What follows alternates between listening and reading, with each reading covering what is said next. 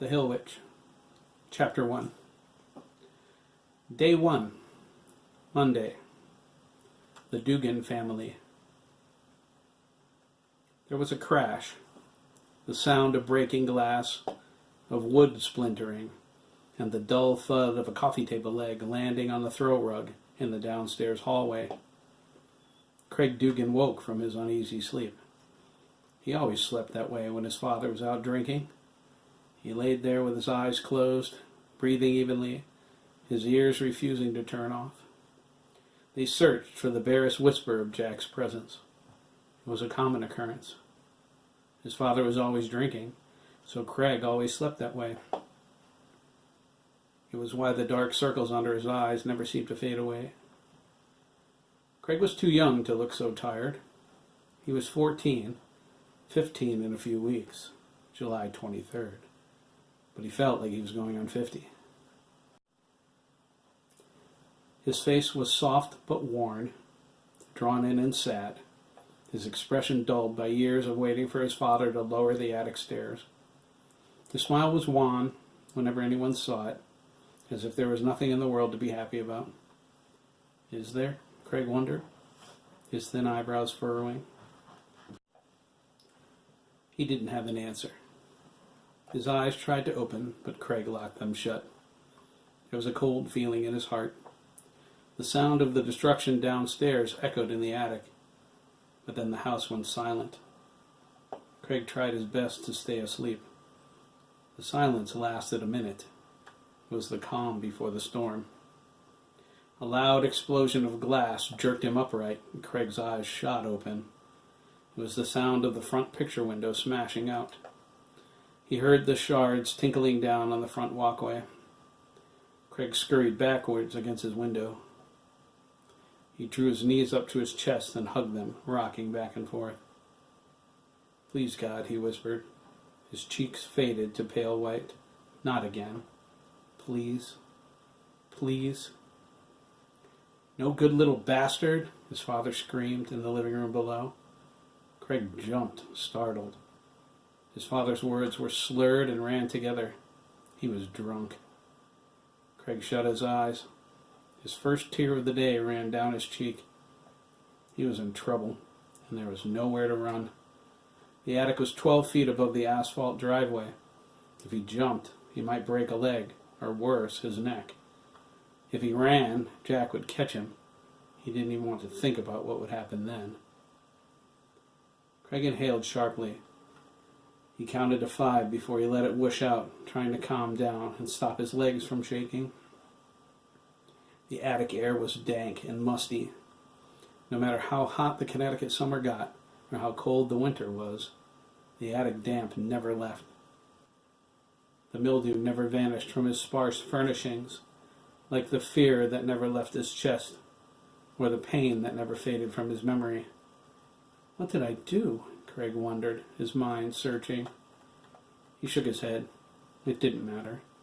He might not have done anything at all. It was like that sometimes. His father blamed him for everything. His mother ran out of them when he was a baby.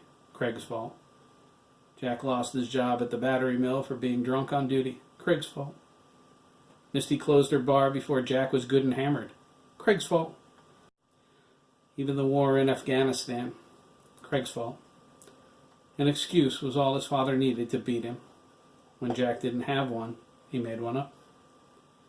Craig rested his head on his knees. He whispered a Hail Mary. Church was a refuge for him, like work was, or the hours his father stayed at the bar. Craig spent Sundays at St. Peter's with his grandmother, aunt, and uncle. He knew his prayers well enough, even though God never answered them. He shivered more forcefully. The vibrations grew up his bare legs into the rest of his underdeveloped body. He was a late bloomer. That's what his grandmother said. Craig believed he was doomed to be childlike for the rest of his life. Sometimes Jack was placated by tearing the house apart before stumbling off to bed. Craig hoped that's how it went this morning. He hoped his father would spare him the bruises that would cost him another gym class, the last of the year. The other kids would stare, like always. as if something was wrong with him for refusing to change into his gym clothes. The coach would send him to the office for another detention for insubordination, with a referral to the counselor's office. How many would that make for the year? 24? Craig didn't know, and he didn't care. It was a joke. The counselor would stare at him with her all-knowing contempt, as she prodded him to tell her why he wouldn't undress with the other boys. You have strange feelings of excitement in the locker room? Like I'm gay or something. Then the subject would turn to his father. There were rumors of his abuse. Lancaster was a small town. Craig would adamantly deny them, storm out, and refuse to go back, even under the threat of child services, which never happened. The counselor believed Craig was gay. She needed no further proof for his withdrawal from Lancaster High School's social circles than his odd behavior in gym class. Craig gasped. The squeak of the folding stairs that led down to the hallway heralded his father's decision to remember he was up there. He cried, "Oh God, no, please." Jack climbed the rickety steps. There was an open bottle of whiskey in his left hand. A black leather belt dangled from his right. Silhouetted in the hatchway, Jack rose up from the floor as if passing through it like a malignant spirit. Shadows obscured his face. His breathing was shallow as he approached Craig's bed. Spittle exited through his clenched teeth. Craig whispered, "Daddy, no, please." Jack stepped into the pale light from the street lamp beaming in from outside. His deep green eyes were like flames raging in his skull. "No what?" Jack spat, saliva spraying through the air. "Did you think you were going to get away with it?" Jack shifted from side to side. He was a tall man, 6'1", wiry, with a boyish handsome face and a firm grip. His red-brown hair was past his shoulders, his face darkened by 5 o'clock shadow. Craig's mind whirled with the events from yesterday. He desperately tried to figure out what he did wrong. The severity of the offense determined the severity of the beating. The belt lashed out with a loud snap in the middle of that thought, slicing into his smooth thigh. Craig screamed in pain. He squirmed away, pulling into a ball. Jack lunged, grabbed him by the back of his underwear, and yanked. Only Craig didn't move as his father intended. His underwear tore instead. Jack went into a frenzy. "Didn't I tell you to put the dishes away before you went to bed?" he screamed, his voice cracking with mania. "Huh? Didn't I?" Craig's beating began in earnest. His father's arm rose and fell, the strike so fast against his buttocks, legs, and back that Craig lost count after 15. He felt welts rising on his skin. The pain rippled through him as he wailed, hoping God might hear him for a change. At last his father stopped and stood there panting. "Don't mess with me, Craig." Craig sobbed and shook. He didn't look up. He'd seen the rage in his father's eyes more times than he cared to remember. "You're going to obey me, Craig, even if it kills you." Jack observed his handiwork. Satisfied, he shuffled to the hatchway.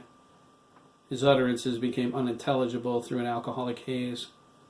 Craig couldn't make out what he was saying over his loud, forceful sobs. He thought it had something to do with cleaning stuff up, but he wasn't sure. The mumbling ended when the ceiling stairs closed with a slam. Jack stumbled through the hallway to his room. Craig heard him fall onto his bed. He laid down but immediately sat back up. His welts were on fire. He held himself, warm tears dropping onto his forearms. His legs ached. He ran his fingers over the welts. He felt the heat where the bruises would appear, black and purple reminders of his father's wrath. The dishes, Craig despaired. I forgot about the dishes. He supposed he deserved the beating this time. Jack was right. He became so engrossed with the TV he neglected his chores and went to bed. He needed to try harder, to be more focused. If he were a better person, a better son, his father wouldn't beat him anymore. All he had to do was think. People made mistakes. But when God designed him, why did he give Craig more imperfections than anyone else? Like Jeremy McKee, for example. Why couldn't he be more like Jeremy? Craig was willing to bet his classmate never got a beating in his life. Craig wanted that life. He couldn't escape his feelings of depression and hopelessness. Am I a worthless screw-up? Is that why Dad hates me so much? His sobbing subsided. He wiped his face with his sheet. Despair reached into his soul like a cancer. Craig forcefully blocked it out. He wasn't letting it go that far. Giving in meant giving up, and he couldn't do that. Not yet. He had a dream. He kept it in a secret place in his mind where no one could go, and no pain could touch him.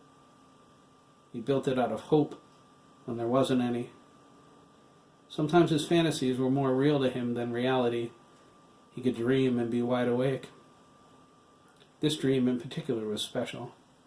In it, his father loved him as much as he loved his father. Craig wanted to see that dream come true. It was only a matter of time and a lot of work. Craig slipped off his torn underwear. He sat up and put his feet on the boards that made up his floor. He set them down carefully since the boards were unfinished and gave killer splinters. He stood, holding his underwear out in front of him. He crossed the room to his wastebasket. He raised them high, following them with his eyes, and then dropped them. They floated down, light as a feather, into the plastic can. Craig stared at them for a long time. There was something behind his father's rage, something he knew instinctively but was unable to fully comprehend. There was sorrow in his anger, but it was more than that. It was as if Jack was ashamed of something. Does he hate me or himself? It confused Craig. His relationship with his father was cloudy at its best, savage at its worst. It was the only part he shared, though, and only with his grandmother. Nancy's answers weren't very enlightening. Your father wasn't always like this, lad, Nancy would sigh, her Irish accent thick, her voice deep for such a small, rotund woman. I blame myself, mostly. Why's that, Grandma? Craig whispered into the attic shadows. He was in the memory, standing naked above his wastebasket. Your father had a grim childhood. Grim? Aye, Nancy said. He imagined her appearing out of the darkness in front of him. She was blurry, a phantom, but she was as real as Craig could imagine her right now. Times were tough back then. Jackie was the eldest. It fell on him to help support the family. Dad worked when he was a kid. Craig, Nancy said sternly, your father left school at 12 years old and worked full-time over at Milliken's farm. Craig felt a chill run down his spine. He knew the farm. It was by his uncle's house, although he never got too close to it. Nancy said, I'm not sure the boy took a day off more than once or twice before he left for Afghanistan. By then, he was 18. That's a long time, Craig replied. He cringed and covered his mouth. He'd spoken out loud with the memory. He shook his head. I have to be more careful. He worked hard, too, his phantom grandmother continued. Craig imagined her standing over him, only it wasn't by much. He was nearly as tall as her, and he just recently reached 5 feet. He could almost smell her lilac bath. Phantom Nancy moved around him, her hands clasped behind her back. Some nights, he cried himself to sleep. Dad cried? Craig whispered. Aye, lad, he cried, Nancy replied. I could hear him through the wall, although he never copped to it. Your grandfather wanted to make Jackie quit and go back to school, but I wouldn't allow it. Why not? Nancy sighed. Your grandfather had a bad heart, lad. I wasn't going to lose him for working himself into an early grave by taking 2 jobs. Talk of me taking a job just started his blood boiling. He didn't want you to work? Not an iota, she frowned, her image fading in and out. It was for the men to win the bread, the women to prepare it, and so it went. That's sexist. Phantom Nancy vanished. Craig glanced around. Grandma? Here, lad, she replied. She was sitting on top of his dresser at the foot of his bed. Craig said, "Oh, there you are." He asked, "How hard did Dad work?" although he already knew the answer. This was an old conversation. Nancy put her hands on her hips. Sun up till sun down and beyond most days. He lived at the farm more than he did at home. She paused, considered, and then said, "The only night he came home was Saturday. Your grandfather insisted he come to church with the family every Sunday." Dad lived with the farmer? Aye, for the most of it.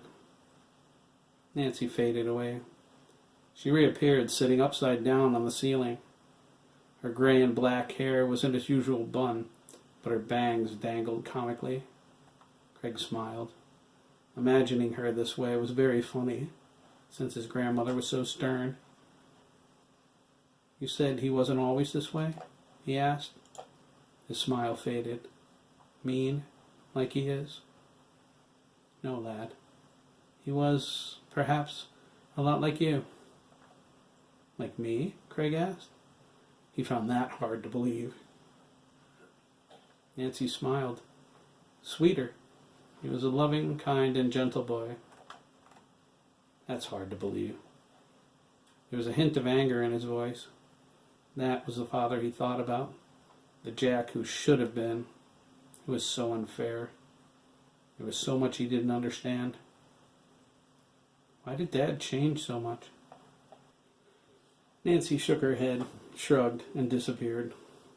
Craig knew she wasn't coming back. The conversation always ended there. Nancy didn't have any more answers. His father changed working for Hiram Milliken. Was it the hours Dad worked? Was sacrificing his childhood and his education for his family a resentment that festered until it burst all over everyone? Nancy didn't know, or at least she wasn't saying. She told Craig his father got ferociously angry with his younger brother, Craig's Uncle Mike, whenever Mike ventured anywhere near the farm.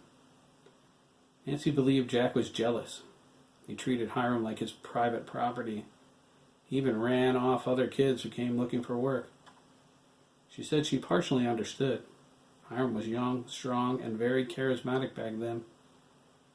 Wade Dougan was no slacker, but his heart condition left him with little strength to keep up with a growing boy. Hiram took Jack places and did things with him. Nancy was grateful, she supposed, but sad Hiram replaced Wade so completely as Jack's father figure. Wade had regrets too, but he never voiced them. Jack was his favorite, but Hiram was the one there for him. This puzzled Craig. As far as he understood, his dad hated the farmer's guts. Jack repeatedly warned Craig what would happen to him if he ever went near the farm, especially after Mike and his wife, Sandra, built their house down there. His imagination came to life again. It was vivid, inspired as usual by his memories. The attic room distorted and twisted. The faded rafters changed into the clear blue sky of 3 summers ago. The unfinished floor took on the softness of his grandmother's lawn beneath his bare feet. Craig looked down and frowned. He decided to find some clothes before he let this memory go any further. He didn't relish the thought of standing in the open, stark naked, even if this was just a fantasy. He wasn't going to get any more sleep, so he figured he would just get dressed for the day. Unless I sleep standing up, Craig thought. Sitting in class will be hard enough. These welts are stinging like crazy. Craig walked across the lawn to his dresser. It was old, rickety, and covered with mildew stains around the legs. It was all he had. He needed to keep his clothes somewhere. He wasn't about to get new furniture. His father was out of work, and they were barely squeezing by on his unemployment check. His car wasn't dependable either. It knocked and blew black smoke like a factory. Jack only drove it when necessary, usually to the unemployment office in Manchester or to Misty's Cafe. It hindered him in finding a new job. There wasn't much industry in this part of Connecticut. Lancaster was a stone's throw from Stafford, but it was an economically depressed area and too far from Willimantic to walk. It was a good thing his grandmother bought them food, or Craig was sure he'd starve. He passed a frozen image of his Uncle Mike at the barbecue grill, preparing to flip a burger. Mike was a big man, with almost black hair and brown eyes, but he was a full head shorter than his older brother. What he lacked in height, he made up for in muscle. His arms burst forth from his half-shirt, which appeared painted on him. Craig glanced over as he dressed, marveling at his uncle's bulk and washboard abs. He hoped they shared genes. Craig didn't know anyone on his mother's side of the family, or his mother either, for that matter, but he hoped for something from them too. All he knew, and this came from his relatives, was that his mother was beautiful. She had the same deep hazel eyes as him, and the same soft, fair skin. It wasn't much, but it was better than not knowing anything about her at all. Craig reached into his drawer. He chose a pair of blue jeans and a faded Red Sox t-shirt. He hated the jeans. They were too tight. He would end up with wedgies all day. The worst kind of wedgies, too. He would have to pull his pants down to pick them out, which meant several trips to the bathroom. People will think I'm diabetic. They were his only clean pants, so he was stuck with them. All of the other kids would be wearing shorts today since it was June, but his bruises made that impossible. Another reason for them to stare, Craig thought, as he dressed. He let the memory go forward. Craig turned 12 that summer. It was a hot and muggy Sunday, sometime after his birthday. His family had gathered at his grandmother's Bogdancer Drive home for a cookout after church. Jack still went to Mass with them then. Craig was the only kid in the family since Wade and Nancy were only children, and Mike and Sandra had yet to conceive. Craig tried his best to keep out of the way of the grown-ups. Jack came out of the house and sat at the picnic table next to the grill. He was swilling his third Budweiser, even though he and Craig only arrived 20 minutes before. Mike was flipping burgers and humming. Nancy and Sandra slipped in and out of the house, bringing condiments and bowls of picnic essentials to the table. Nancy looked comical as her stout body bounded up and down the back stairs. Craig held his giggles. Nancy Dougan was not a person to laugh at, even in jest. She ruled over her family with an iron fist. Even Jack didn't cross her. She became this way when Wade died to keep the family together, especially after Jack returned from Afghanistan. Sometimes Craig wondered if it was worth the effort. This was one of those days. Jack asked Mike, "Did you have any luck finding land to put a house on?" The Lancaster Savings and Loan approved Mike and Sandra's mortgage, the same bank that financed Mike's grocery store. Craig worked at Mike's market as the stock boy every day after school since he was 10 years old. Mike and Sandra had been searching for a plot since February. They were determined to settle in Lancaster, but there were complications. The town owned some of the land they liked, but it wasn't for sale to private families for housing development. Jerry Copeland was one of Lancaster's primary private landowners. His mill, Copeland Industries, made batteries under contract with NASA and the military for the space program and missile targeting systems. Wade worked at the mill before he died. Jack did too, until his drinking got the best of him. Nancy was still there. She worked in Wade's old position as the day shift production supervisor. The plots Jerry was willing to part with were near the swamp behind Misty's Cafe and not well suited for building. Mike had no intention of living over there, even if the plots were good. They were too close to the bar for his taste. Besides, Jerry, true to form, wanted way too much money for the property. Margaret Adler, the next largest landowner, she was Craig's science teacher this year, refused to even discuss the matter with them.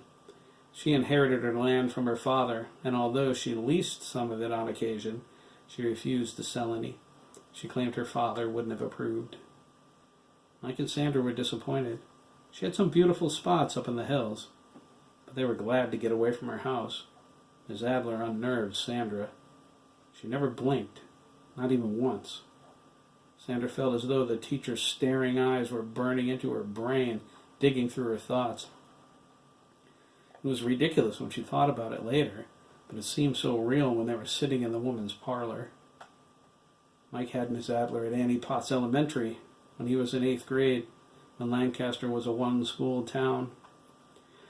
She moved to Lancaster High School when it was built to teach freshmen science. He told Sandra he knew what she meant. Miss Adler always creeped him out, too. The only person left to speak with, and the single largest landowner in town, was Hiram Milliken. Mike wasn't going to ask him. He knew Jack would be furious if he did. But he had little choice. He and Sandra decided on a brand new modular home. They weren't going to settle for buying a house from someone else. They wanted it to be theirs from the beginning. Mike rationalized this crap between Jack and Hiram had gone on for too many years as it was. When Hiram said yes to their plot request, Mike took it. He figured he would tell Jack when he could shield the family from the resulting explosion sure to follow. The moment Jack asked the question, Sandra and Nancy froze in mid-step. Mike was struck dumb and said nothing. Craig immediately knew something was wrong. Jack stared at his brother. It was a simple question, Mike. Did you find some land or not? Mike's expression suggested Jack asked him to explain the meaning of the universe. Craig looked at his uncle with the same blank expression as his father, but with a twist. Craig caught the reactions of his aunt and his grandmother. Jack hadn't. Well, Jack asked, leaning toward his brother. Mike nervously cleared his throat. Sure, Jack, he replied, flipping the rapidly charcoaling burgers. We found something. Nancy and Sandra inched closer. Hey, that wasn't so hard, Jack exclaimed. Congratulations, little brother. Where are you moving? Nancy walked over next to Craig and put her hands on his shoulders. Yep, there's trouble on the horizon, he thought, feeling her grip. Sandra went to Mike and slipped her arm around his waist. She knew something like this was going to happen sooner or later. The plot they purchased from Hiram closed 2 weeks ago. Hiram was happy to see them when they called. He told Mike and Sandra to come right over. He said they should follow the driveway around the old Milliken family Victorian to the trailer home behind it. Hiram said he moved into the trailer when he started remodeling the Victorian. It seemed to Mike this remodeling job started when he was a boy. They arrived a short time later. Jerry Copeland's youngest son, Dabney, they thought his name was, greeted them at the door as he was leaving. He wore an angry look on his otherwise handsome freckled face. Dabney does some feeding for me, Hiram volunteered. He's learning to milk, too, but under the table. He isn't 14 yet. He winked. Sandra watched the boy with the chocolate brown hair and eyes walk to the road. It struck her as odd. He would wear white soccer shorts and a green fishnet shirt to work on a farm. His sneakers probably cost a mint, too. They were Balenciagas, and they looked brand new. Sandra shook her head and tossed her long, raven dark hair back. She thought Jerry's rich. The kid probably throws his dirty clothes in the trash. She wondered what a rich kid like Dabney Copeland needed a job for in the first place. He didn't look much older than 11 or 12, judging by his height and features. She was sure he was Craig's age. Aren't they in the same grade? Hiram called Sandra in off the porch. In 2 minutes, she completely forgot about Dabney. The inside of the trailer denied its outward appearance. It looked small when they pulled up, but the place was huge inside. There were 2 bedrooms, one at each end, with a full bath, kitchen, dining room, and a living room in between. Sandra asked why 2 bedrooms when he lived alone. Hiram replied it was coincidental. This 2-bedroom trailer was the better bargain when he bought it. He said the 2nd bedroom proved invaluable. Sometimes in severe weather he allowed his employees to spend the night. It also served well if an employee had to work late and then milk early the next day. Mike agreed it was convenient. Sandra nodded, her eyebrow flickering. Hiram led them to the dining room table. "I'll tell you, Mike," he began, sitting across from them. He was a husky man, 6'2", with large hands, light blue eyes, and curly gray hair. If it were anyone else, I would have said no. Your brother worked for me for 6 years before he left for Afghanistan. No one's worked as well since. I feel like we're family." "I appreciate that, Hiram," Mike said, shaking the farmer's sweaty, callus-encrusted hand. He looked old for 50-something. He was weather-worn and grubby, a far cry from the youthful Hercules Mike remembered from his childhood.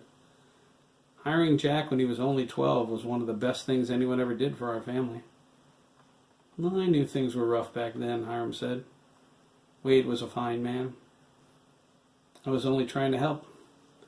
Jack helped me a lot, too, especially with all the hours he put in. Can't do that nowadays." "Honey," Mike said to Sandra, laying his hand on her forearm. "Jack spent so many days and nights here as a kid, we rarely saw him." Sandra nodded. Dabney came back into her mind for a moment. Her eyebrow flickered again. "Jack slept here more often than he did at home," Mike added. Hiram said it was only the 2 of them running everything back then. Wade and Nancy appreciated all the hours Jack was able to get. Mike agreed. "Now, about the land," Hiram began. Sandra interrupted. "Would it help if we told you what we were interested in, or—" "I have a better idea," Hiram said, holding up his hand. "You can have any 5-acre plot you want, as long as it's on this road. I own every acre down here, all the way to the Tolland-Stafford town lines. They're in residential zones. I have a map that shows the property boundaries. I'll let you borrow it." "Near the farm?" they thought together. Mike and Sandra considered this carefully. They rationalized Milliken Road was as long as the width of town. Surely they could find a spot far enough away not to be overwhelmed by the reek. The smell went everywhere in town anyway. They accepted his offer. They chose a plot closer to the farm than they wanted, but it had a stream out back. Mike wanted to build Sandra a goldfish pond. "Well now," Hiram said, sporting a wide smile. "You guys go ahead and look around." He patted Mike on the back. "Planning on having babies?" he asked, hopefully. He continued before Mike could answer. "I hope so. It would be nice to bring some life into this corner of town." Mike didn't have the heart to tell him they decided not to have any kids until the store was paid off. That would take another 5 years. He was sure it didn't matter. Why would Hiram care if we had children, Mike wondered. "What's wrong with you, Mikey?" Jack asked, interrupting Mike's train of thought. "You sniffing glue?" "No," Mike answered, but a tad too slow. Jack was getting suspicious. His brother was keeping something from him. When Nancy interrupted and suggested they eat, a blatant attempt to change the subject, Jack stood up. Craig slipped behind his grandmother. Nancy sighed. "Oops." "Okay," Jack demanded, his green eyes catching fire. "What's going on here? Somebody want to give me a straight answer? Where are you guys moving? It's not like I asked you a national secret or some..." "Milliken Road," Mike replied. "Thing?" "Yeah, impossible. Hiram owns every stitch of..." Jack never finished his sentence. His jaw fell open. His face turned bright red. "You dirty..." "Now, Jack," Sandra said, feeling Mike's arm stiffen. "Calm down." "Rotten."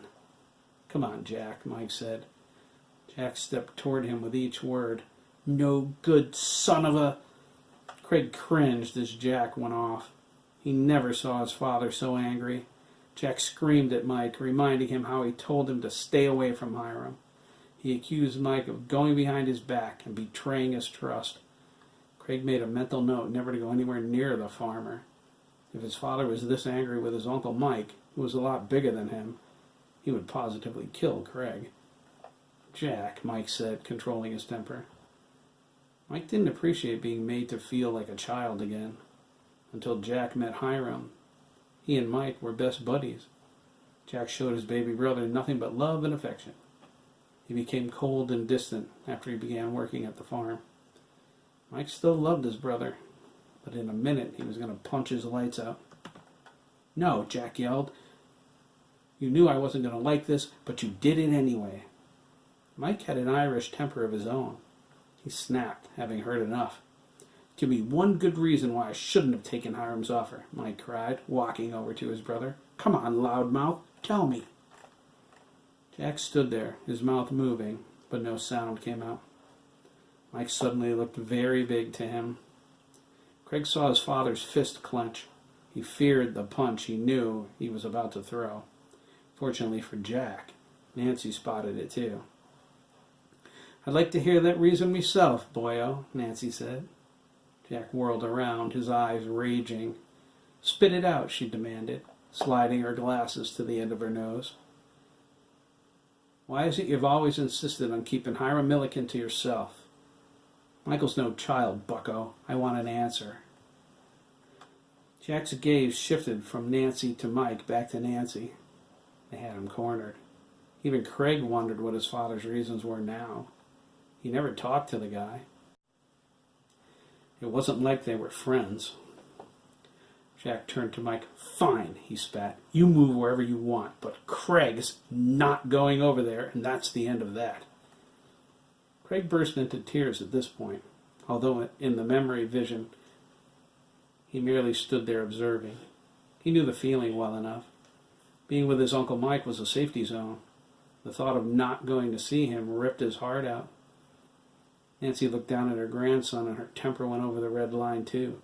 She stormed over to her eldest son, poking him in the chest as she spoke. Mike moved next to Sandra, getting out of the way. "You listen to me, Jack Dougan," Nancy yelled, shaking her small fat fist at him. "Your petty jealousy has hurt this family for years. I'll not allow you to hurt the wee lad. He'll see his uncle as he chooses, and you'll do nothing to interfere, or by Jesus himself, you'll have more than a pimple on your eye, to be sure." Jack stormed to his car and tore out of the driveway, leaving 2 neat strips of rubber on the concrete. Nancy sat down at the table as if nothing at all happened. Craig nodded as the memory closed. The images faded, and he was back in his attic room. He shook his head. He was tired of thinking. He was glad the summer was here and his freshman year of high school was over. He was tired of being the butt of so many jokes. His peers were even crueler now than they were in grammar school, except for Jeremy. He was always nice. Craig wondered why. He crouched down and went to the window. He knelt on his bed and peered out. He looked toward Wickett Avenue, Lancaster's main street, toward the Ramirez family's home. It sat directly across from Craig's Gator Road home, directly across from his attic window. Craig gasped and ducked down. He thought, "Someone's sitting on Ramirez's roof." The shadowy figure stood up and slipped through the upstairs window into Max and Ricardo's room. They were Jose and Mariana's teenage sons. Craig went to school with them. He was in the same grade and classes as Ricardo. Max, who Craig believed was the shadowy figure, was a year older. Their window was over the roof of their front porch. They sat out there a lot during the warm weather. Max must have been out there this morning despite the early hour. Was he drawn out there, Craig wondered? Did he see anything? He lowered his head and rested it on the windowsill. He regretted his screams, his unanswered wails as his father beat him. He probably woke Max up and lured him outside, an eyewitness to his private hell. Craig usually had a fan in his window. It was an old fan, very loud, but last night there was a cool breeze blowing over the heat. He took the fan out and left the window open without thinking. He was usually more careful than that. His family life was his problem. There wasn't any need to air their dirty laundry for the whole world to see. Besides, what if they took him away from his father? Or worse, put his father in prison? He would never win his father's love after that. Who would he have? And what would happen to his dream? Jack would hate him, only now it would be forever. No, Craig thought, balling up his fists. You're not taking my dad away from me. You're not. There were only 2 houses on Gator Road. The Dougans lived in one, as their mailbox proudly proclaimed, and Mrs. Turner lived in the other next door. Mrs. Turner was as old as dirt and deaf as a post. Craig could scream his lungs out on her front step and not wake her up. At this end of town, in the wee hours of the morning, and within hollering range, there weren't many people. Gibbons' garage was on the corner of Gator Road and Wicked Avenue. Jose Ramirez worked for the owner, Lyle Gibbons. Ramirez's house was across the street. The garage closed at 5 and Lyle usually left by 9. He always hung around after closing to play cards or chat with whoever dropped by. Often it was Arthur Kelly, the owner of the hardware store, or Hiram. They play cards a lot, he thought. Poker, maybe. Craig should have thought twice before removing the fan. He should have run through the list of what-ifs he had memorized. What if someone heard him screaming? Keep the fan in the window. Duh, that was simple. But he hadn't. He was sure Max heard everything. Craig heard the Ramirez brothers arguing clear enough whenever they did, or their mother hollering at them in Spanish. There was no doubt about it. Max knew. Craig looked up. There was a light on in Max's room. Craig saw him standing in the window with his arms crossed, staring at him. Craig jumped up and tugged at his window. It was stuck, swelled up from the heat and humidity. He stood up and yanked on the pane. It slammed shut, rattling the whole room. He cringed at the noise and froze. His ears searched for the sound of his father stirring, but all he heard was the low growl of Jack snoring. Craig slumped down on his bed and leaned back against the wall, ignoring his bruise's objections. He grabbed his forehead between his left thumb and middle finger. He massaged his temples, feeling very afraid. Will Max tell anyone? Craig wondered. Yep, Ricardo most likely will tell everyone else in town. I'm doomed. Craig almost cried again, but the sob caught in his throat. If it came down to it, it was his word against Max's. His father could deny it with ease. He wouldn't remember doing anything. Jack wasn't deliberate like that. When he was sober, the rare instances he was, usually when he was out of money, he isolated and ignored Craig. There was only reason to fear him when he was drunk. Craig wasn't alone in this fear. The entire town avoided Jack when he got loaded. He was dangerous and quick to get in it with anyone who dared cross his path. He never backed down, not from 20 men. Craig only ever saw his father's temper falter once. It was at the town meeting concerning Hiram's proposal to sell Lancaster the land they used to build the high school and the middle school a few years back. Jack almost looked sad when the motion passed. He glared at the other men who objected, Peter Rollins, George Skinner, Donald Barry, and Hugh Krieger, as if thinking, you chicken shit bastards, you pussies. Craig walked over to the stairs and lowered them. It was time to get ready for school.